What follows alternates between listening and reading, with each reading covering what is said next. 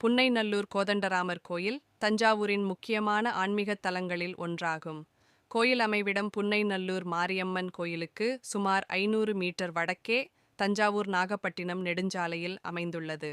கோயிலின் சிறப்பம்சங்கள்: இந்த கோயிலில் பிரதான மூலவர் கோதண்டராமர், சீதை மற்றும் இலக்கணர் ஆகிய மூவரும் சாலிகிராமக் கற்களால் செய்யப்பட்டு நின்று கொண்டிருக்கும் நிலையில் உள்ளனர். சாலிகிராமக் கற்களால் செய்யப்பட்ட மூலவர்களைக் கொண்ட இந்தியாவின் ஒரே கோயிலாக இது குறிப்பிடப்படுகிறது.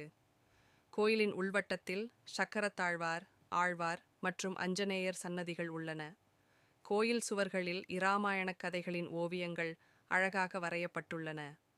கோயில் நேரம் மற்றும் பராமரிப்பு: கோயில் காலை 7 மணி முதல் 12:30 வரை மற்றும் மாலை 5 மணி முதல் 8:30 வரை திறந்திருக்கும்.